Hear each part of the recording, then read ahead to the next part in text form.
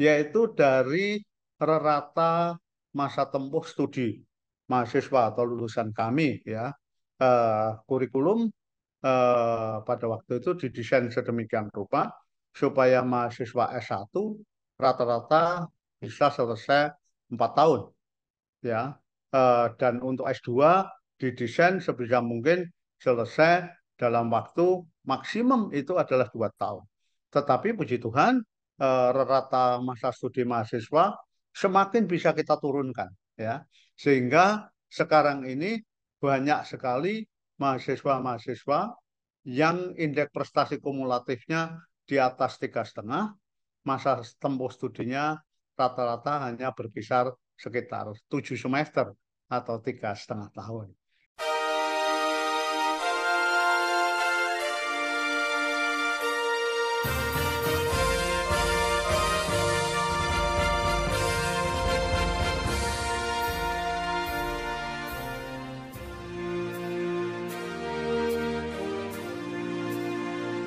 Bersama saya Bambang Sadiono di kanal Inspirasi untuk Bangsa. Mudah-mudahan kanal ini selalu bisa memberi inspirasi, motivasi, dan edukasi.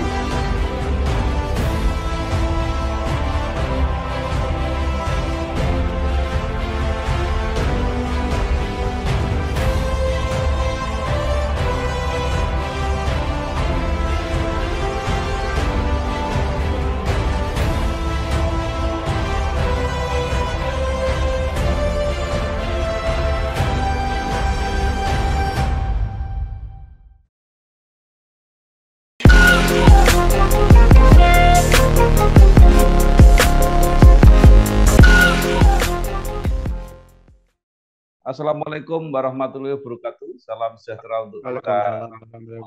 Bersama saya Bambang Sadiono di kanal Inspirasi untuk Bangsa. Mudah-mudahan kanal ini selalu bisa memberi inspirasi, motivasi, dan edukasi. Kami sedang mempersiapkan beberapa video wawancara untuk mendokumentasikan perguruan tinggi di Indonesia yang mencapai akreditasi unggul. Wawancara ini selain akan kami tayangkan, juga rencana akan kami bukukan. Saat ini saya sudah bersama dengan salah seorang rektor perguruan tinggi yang mencapai akreditasi unggul, yaitu Bapak Dr. Gregorius Sri Nur Hartanto, LLM. Beliau adalah Rektor Universitas Atmajaya Yogyakarta. Apa kabar, Pak Sri? Puji Tuhan, Pak Bambang Sadiono, baik dan sehat ya, dan selalu Ya, semangat. semangat ya. Menyelesaikan S1 Hukum Internasional di UNDIP tahun 1988, S2 di Charles Darwin University, kemudian S3 di UGM lulus 2013, mengawali karir di perusahaan garment di Jakarta, kemudian menjadi dosen di Universitas Atmajaya Jogja sejak 1989, menjadi sekretaris jurusan, kemudian menjadi pembantu dekan Fakultas Hukum, kemudian menjadi ketua Senat Akademik Fakultas Hukum, menjadi dekan Fakultas Hukum, kemudian menjadi rektor periode 2015-2019, dan kemudian saat ini terpilih kembali menjadi rektor periode 2023-2027. Nah, Pak Sri, mungkin kalau ada hal-hal yang sangat mengesankan atau sesuatu yang penting yang belum tadi saya sampaikan, bisa ditambahkan dalam perjalanan karirnya. Ya, pilihan profesi sebagai dosen itu memang sebelumnya belum terbayang. Tetapi kemudian setelah bergabung ke Fakultas Hukum Universitas Atmajaya Yogyakarta, profesi ini betul-betul saya tekuni, dan ketika mulai dipercaya oleh pimpinan universitas maupun fakultas untuk mulai menjadi pejabat struktural, disitulah saya mulai mengaktualisasikan diri saya secara penuh, ya, terutama dalam rangka untuk ikut mengembangkan organisasi Universitas Atmajaya Jakarta sebagai sebuah perguruan tinggi swasta yang di awal-awal mungkin banyak orang yang tidak mengenal, ya. Namun setelah bergabung sekian waktu hampir semua prodi-prodi besar. Yang awal itu ada hukum, ada ekonomi, manajemen akuntansi, dan studi bangunan, serta teknik sipil dan teknik arsitek ini kemudian bertahap mulai mendapatkan status dari diakui kemudian disamakan. Ada yang menarik menurut saya, Bapak menjadi rektor sempat terputus tapi kemudian menjadi rektor lagi. Lebih banyak mengaktualisasikan ilmu saya untuk membantu masyarakat bersama-sama dengan Pemda DIY, entah itu melalui Badan Kesbangpol ataupun Biro Tata Pemerintah dan lain sebagainya.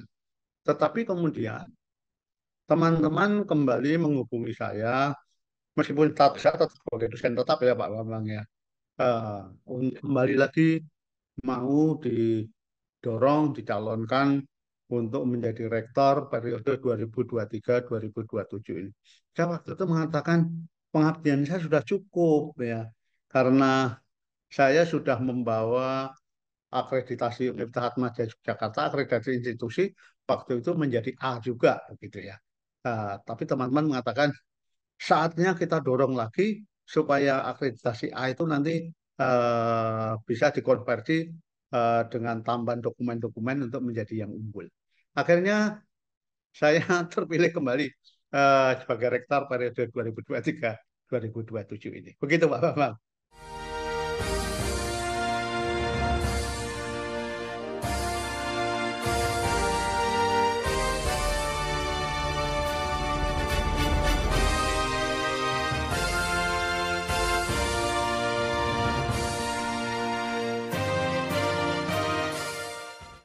Baik. Nah, sebelumnya cerita mengenai apa status akreditasi unggul, mungkin Bapak bisa cerita sedikit tadi bahwa Universitas Katolik Atmajaya Yogyakarta semula banyak yang belum mengenal gitu. Nah, mungkin Ya, seperti apa perjalanannya sehingga sampai saat baik. ini bisa mencapai posisi tertinggi sebagai perguruan tinggi dengan akreditasi Ya. unggul. Nah, pada waktu akreditasi institusi pendidikan tinggi atau IPT mulai diperkenalkan, rektor pendahulu saya waktu itu hanya menjadikan Atmajaya B. Tetapi kemudian saya bertemu, mengajak semua pimpinan unit-unit, ya baik itu dekan fakultas maupun kepala-kepala kantor yang ada. Bagaimana ini? Ada sebuah tantangan besar bagi kita supaya akreditasi kita harus jadi A.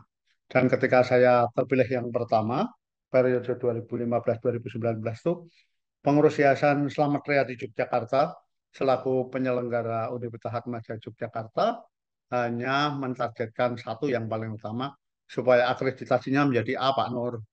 Terus saya jawab siap. Ya. Maka kemudian saya melontarkan tantangan ini dan akhirnya puji Tuhan itu terakreditasi menjadi A betul. Nah, seiring berjalannya waktu, BAN PT kan mengubah lagi sistemnya. Bahwa akreditasi institusi tidak lagi ABC, tetapi diubah menjadi unggul, sangat baik, dan baik. Begitu ya. Eh, Maka kami mengumpulkan lagi teman-teman di awal pengurusan saya 2023-2027 ini, supaya kita lengkapi lagi dokumen-dokumen yang dibutuhkan untuk menunjukkan bahwa kita layak untuk mendapatkan unggul. Dan akhirnya, puji Tuhan, eh, dari yang A ini kami menjadi unggul. Nah, di Yogyakarta baru berapa? Di bawah 10 mungkin ya, perguruan tinggi swasta dan negeri yang berakreditasi unggul begitu ya. Begitu Pak Bambang. Ya. Baik, Pak Nur mungkin bisa diceritakan. Tadi kalau sepintas akreditasi unggul itu hanya dipenuhi dengan syarat-syarat yang bersifat administratif. Yap. Tetapi yang prestasi atau kinerja yang bisa kelihatan, artinya Yap. orang bisa tahu itu apa yang Ya. diperbaiki misalnya. Ya. untuk ukuran supaya bisa menjadi unggul, tentu mayoritas program studi yang ada di Atmajaya pada waktu itu masih berjumlah 21 ya. Mayoritas juga akreditasinya unggul ataupun yang lain masih A, belum terkonversi menjadi unggul. Ya, satu dua prodi baru tentu dapat status akreditasi awal, tapi yang lain mayoritas ya itu adalah unggul dan A. Yang kedua, yaitu dari rata masa tempuh studi mahasiswa atau lulusan kami ya. Kurikulum pada waktu itu didesain sedemikian rupa supaya mahasiswa S1 rata-rata bisa selesai 4 tahun ya. Dan untuk S2 didesain sebisa mungkin selesai dalam waktu maksimum itu adalah 2 tahun. Tetapi puji Tuhan, rata masa studi mahasiswa semakin bisa kita turunkan ya. Sehingga sekarang ini banyak sekali mahasiswa-mahasiswa yang indeks prestasi kumulatifnya di atas 3,5, masa tempuh studinya rata-rata hanya berkisar sekitar 7 semester atau 3,5 tahun. Untuk S2 juga begitu, ratanya di bawah 2 tahun dengan indeks prestasi kumulatif juga rata-rata di atas 3,5.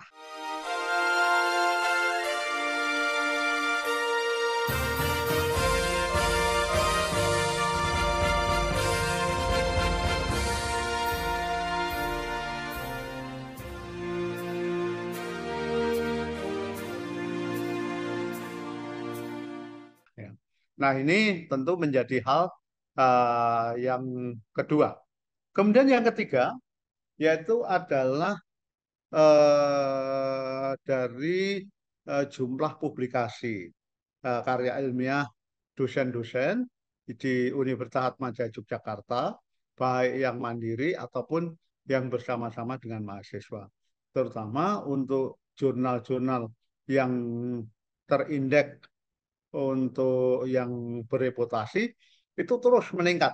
Ya, kita dorong demikian rupa, akhirnya meningkat dan kemudian itu juga menjadi salah satu kriteria.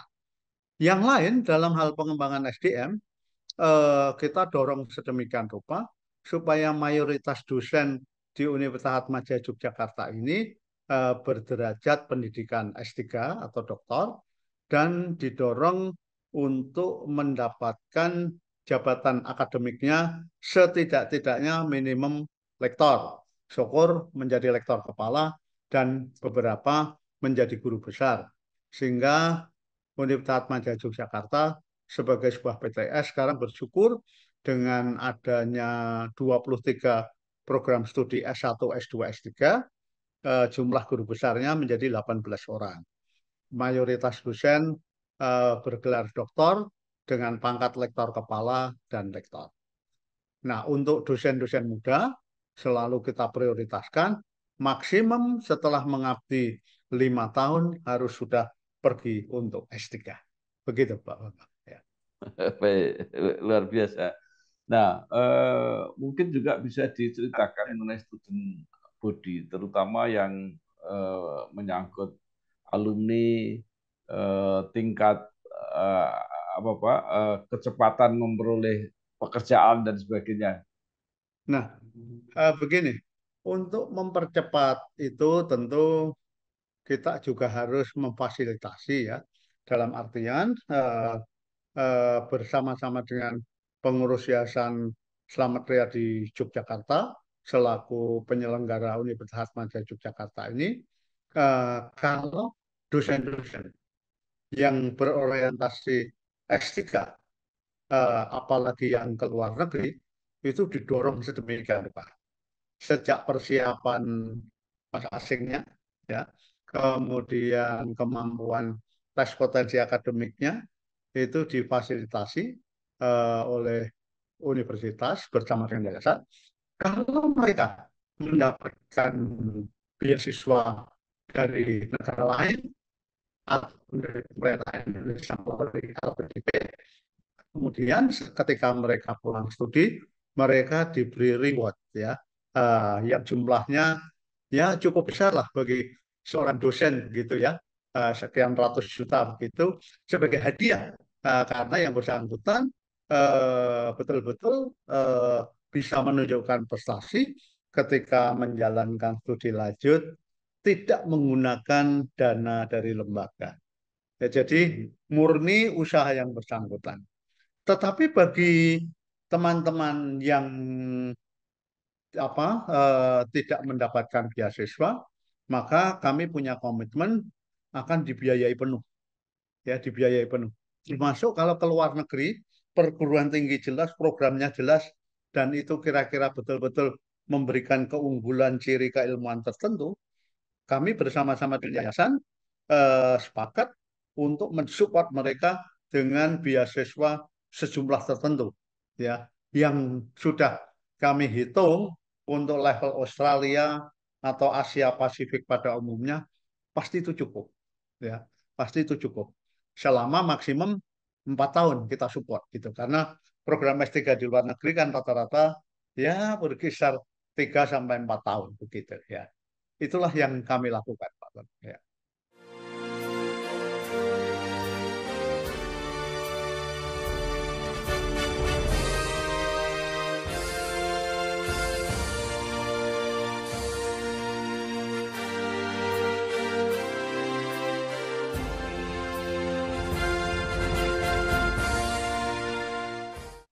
Baik. Eh, Kemudian yang menyangkut mengenai alumni, Pak. Jadi Ya, mengenai alumni, kecepatan kerja, kemudian sebagian besar sekarang berkiprah di mana saja, mungkin bisa diceritakan. baik. Nah, alumni Atma Jaya dari total lulusan yang terakhir kemarin wisuda di akhir bulan Mei itu sudah mendekati berapa puluh ribu ya alumni yang tersebar di seluruh Indonesia bahkan di luar negeri. Nah, peran alumni itu begitu luar biasa ya, terutama eh, untuk prodi-prodi tertentu mereka tidak sungkan-sungkan menggalang dana untuk mensupport, memfasilitasi kekurangan-kekurangan yang ada, terutama untuk laboratorium-laboratorium. Ya. Nah, selain itu, ya eh, alumni yang diwadahi dalam keluarga alumni Atma Jaya atau bernama Kamajaya, mereka membentuk sebuah yayasan. Nah, Yayasan Kamajaya ini bergerak mengarah untuk menyediakan beasiswa bagi adik-adiknya dari level S1, terutama yang diutamakan, terutama yang secara ekonomi kurang beruntung. Dan jumlah beasiswa yang disalurkan ya angkanya sudah cukup fantastis lah, sudah miliaran rupiah, terutama untuk mensupport adik-adiknya yang memang tidak mampu. Di luar itu tentu ya alumni bersama-sama dengan pimpinan universitas selalu bekerja sama, termasuk dalam hal untuk membantu mencerdaskan adik-adiknya dengan program yang namanya alumni mengajar. Mereka dalam periode kali tertentu datang ke kampus sesuai bidang yang ditekuni dan yang dikembangkan, baik yang ada di pemerintahan ataupun yang di dunia bisnis atau di dunia swasta lainnya. Mereka berbagi ilmu untuk adik-adiknya. Ya, puji Tuhan, ini betul-betul bisa mewarnai termasuk alumni ini dengan jejaringnya selalu mencoba untuk menyalurkan adik-adiknya yang di bidang-bidang tertentu sesuai kebutuhan segera direkrut, diambil untuk kemudian disalurkan di bidang pekerjaan sesuai keahliannya. Begitu Pak Bambang. Iya, baik, Pak Nur. Kemudian kalau melihat dampak dari akreditasi unggul ini yang bisa dilihat oleh masyarakat, misalnya capaian-capaian prestasi di tingkat nasional atau mungkin di tingkat internasional, apa saja yang bisa diceritakan? Secara internasional, kalau boleh jujur, kami bersyukur karena kami tergabung dalam berbagai macam asosiasi. ya, di antaranya misalnya Asosiasi Perguruan Tinggi Kristiani, ya, Katolik dan Kristen Asia Pasifik, terus Asosiasi Perguruan Tinggi Kristiani untuk level Asia. Kemudian juga kami bergabung di dalam International Federation Catholic University. Sedunia ini ya, kami bergabung juga. Dan setiap tahun pasti ada pertemuan, annual meeting begitu ya.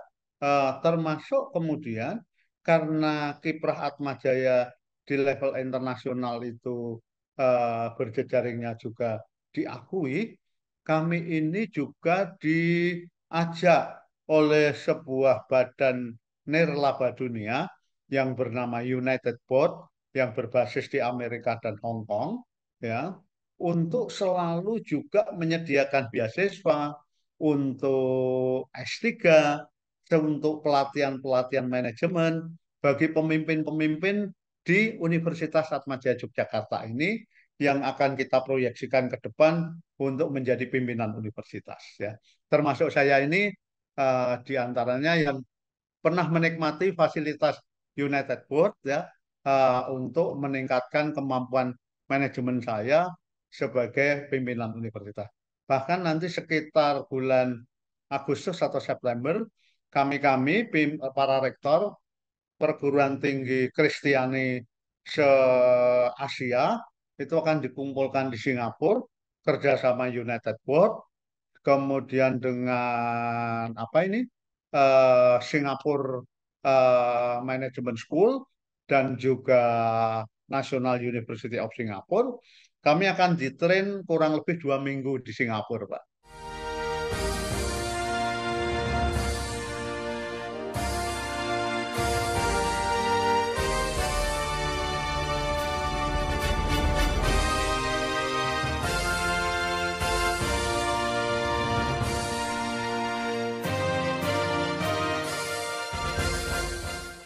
Ya, untuk dibuka kembali wawasannya supaya lebih bisa bergerak lebih cepat, terutama di dalam mengelola sebuah perguruan tinggi. Di level nasional, tentu kami sebagai perguruan tinggi swasta Katolik, kami juga bergabung di dalam Asosiasi Perguruan Tinggi Katolik Indonesia. Dan kemudian kebetulan saya sendiri sekarang sedang menjabat sebagai Ketua Forum Rektornya Perguruan Tinggi Katolik se-Indonesia. Kami saling bekerja sama untuk mensupport perguruan tinggi Katolik di Indonesia yang ya boleh dikata eh, masih belum termasuk kategori perguruan tinggi yang menengah, apalagi menjadi perguruan tinggi yang besar gitu ya. Yang gede-gede kalau perguruan tinggi Katolik kan Atmajaya Jakarta, Parahyangan Bandung, Sugio Pranoto Catholic University atau Universitas Katolik Sugio Pranoto, Sanata Dharma, Atmajaya Yogyakarta, dan Widya Mandala Surabaya. Nah ini kan yang besar-besar gitu di Indonesia. Dengan student body kami ini 10.500-an ya sampai 10.600, dan setiap tahun kami hanya membatasi diri menerima mahasiswa baru S1, S2, dan S3 maksimum adalah 2.200. Jadi berkisar antara 2.100 sampai 2.200. Nah, ini kami kelola sedemikian rupa ya sehingga eh, penjaminan mutunya bisa berjalan dengan lancar dan baik. Dan dari apa yang kami lakukan, Universitas Atmajaya Yogyakarta ini bahkan ditunjuk oleh pemerintah Republik Indonesia lewat Kementerian Pendidikan dan Kebudayaan, Sekio Direktorat Jenderal Pendidikan Tinggi, sebagai universitas pembina dalam hal penjaminan mutu perguruan tinggi lainnya di Indonesia. Kami punya banyak binaan juga yang harus kami perhatikan, begitu Pak. Ya. Ya, baik. Pak Nur, apa yang menjadi ciri khas dari Universitas Katolik Atmajaya Yogyakarta ini? Karena Ya. kalau pada umumnya pendidikan tinggi rata-rata hampir hampir sama, tetapi apa yang membedakan dari perguruan tinggi yang lain lulusan Atmajaya Jogja? Jadi begini, Universitas Atmajaya Yogyakarta ini menjadi satu-satunya perguruan tinggi Katolik yang dikelola oleh awam. Karena yang mendirikan adalah awam-awam Katolik. Jadi tidak dikontrol oleh hierarki gereja Katolik, ataupun di bawah kongregasi atau ordo, ya, entah itu pastor ataupun suster-suster. Kami murni awam. Nah, ketika didirikan, para pendiri itu sangat menekankan tentang arti penting empat nilai dasar yang harus dihidupi di lingkungan Universitas Atmajaya Yogyakarta, baik untuk kalangan dosen, tenaga kependidikan maupun mahasiswa. Empat nilai itu adalah: satu, unggul; yang kedua, inklusif; yang ketiga, humanis; dan yang keempat, berintegritas.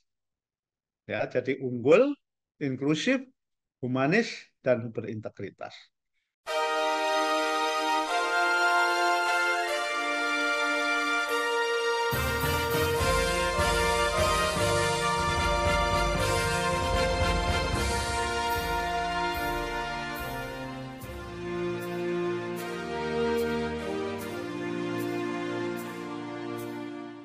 Maka unggul ini tidak hanya ilmu semata, Pak.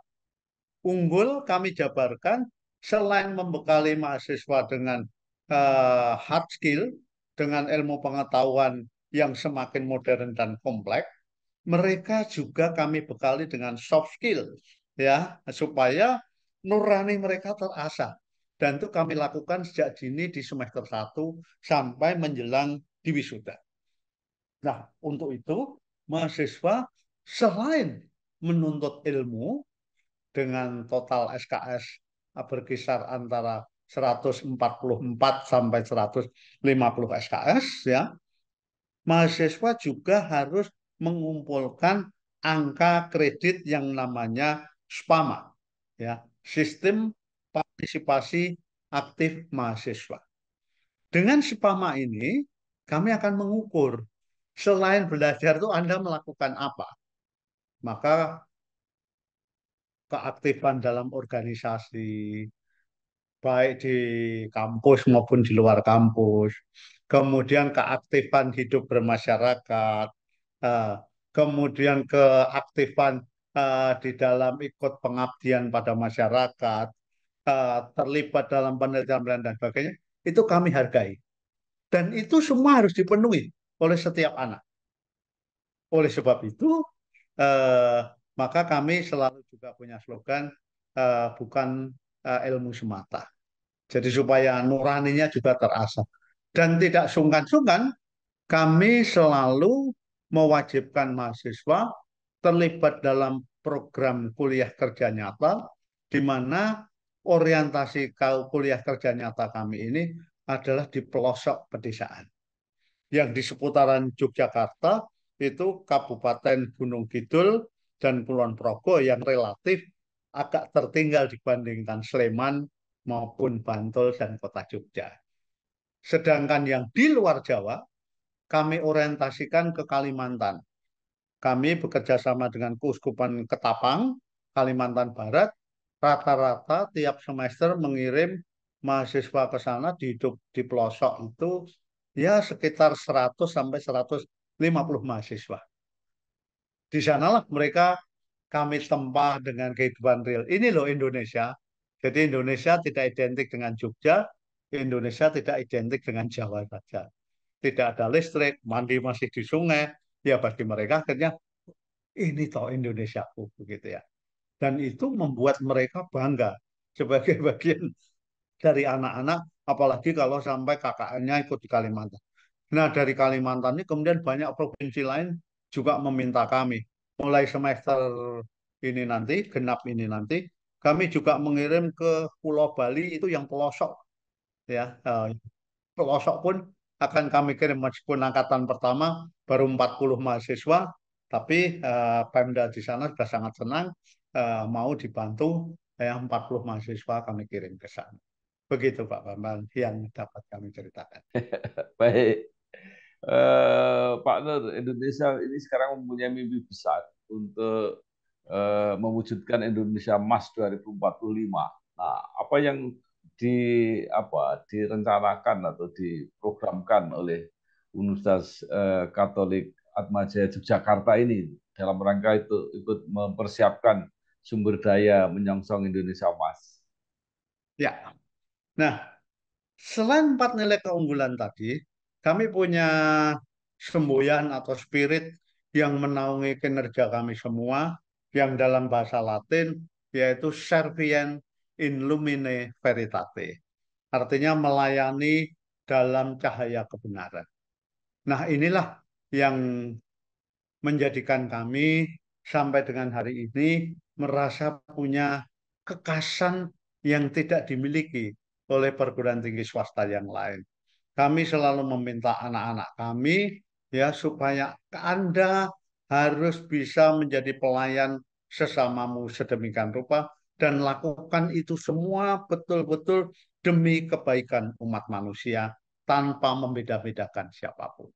Inilah yang kemudian puji Tuhan sampai dengan hari ini eh, kami masih dipercaya terus oleh para orang tua mahasiswa untuk mengirimkan putra-putrinya datang ke Universitas Atmajaya Yogyakarta. Di tengah gempuran universitas-universitas negeri yang membuat beraneka macam program jalur mandiri yang tentu untuk banyak membuat pusing semua pihak. Namun puji Tuhan sampai hari ini target kami 2100 sampai 2200 pasti tercapai. Ya. Dan berharap tahun ini pun tahun ajaran baru nanti 2024-2025 itu juga tercapai. Begitu Pak Bapak.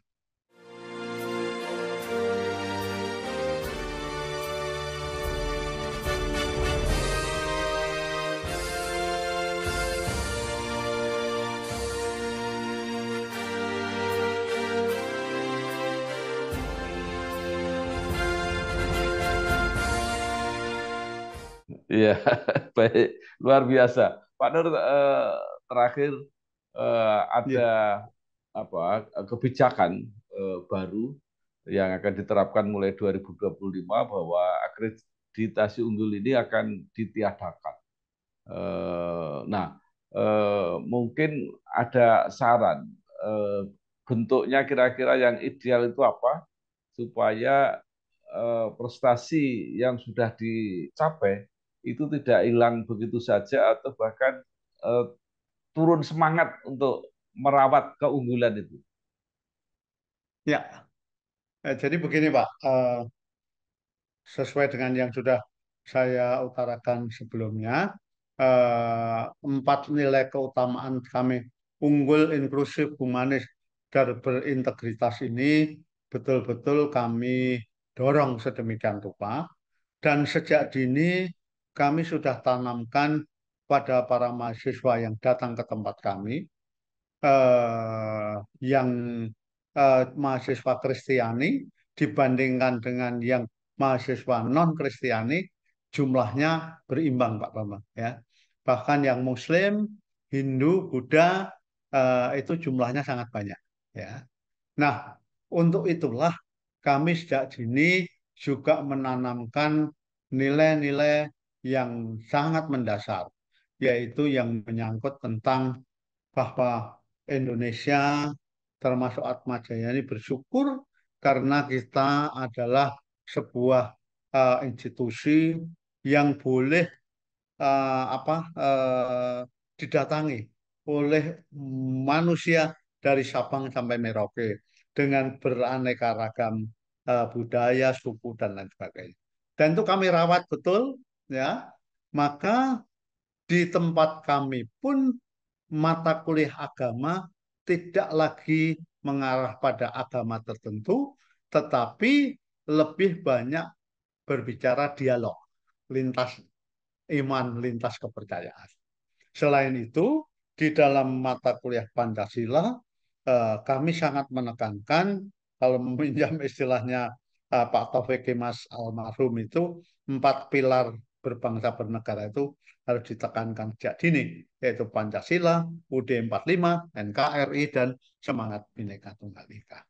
Maka kalau ditanya apakah mahasiswa-mahasiswa dari luar Jawa bisa mengekspresikan dirinya sedemikian rupa sesuai dengan karakter budayanya, kami welcome, ya. Maka kami sangat sangat punya keanekaragaman kemampuan menari dari anak-anak, entah dari Papua sampai dari Aceh, itu Kalimantan, Sulawesi, Bali, kami punya semua itu, Pak. Ya, anak-anak begitu bangganya juga memperkenalkan daerahnya. Tetapi kami memang lebih banyak berorientasi agar para alumni ini kalau setelah lulus, tolong jangan hanya duel ya bahasa Jawanya, ngumpul di Pulau Jawa. Silahkan kembali ke daerah masing-masing karena daerah Anda membutuhkan kiprah Anda untuk membantu pengembangan ilmu di daerah Anda masing-masing. Dan itu sampai hari ini puji Tuhan ya direspon positif oleh mahasiswa dan banyak Pemda, terutama dari Indonesia Tengah, Indonesia Timur, yang kemudian banyak membuat MOU dengan institusi kami. Begitu Pak Bambang.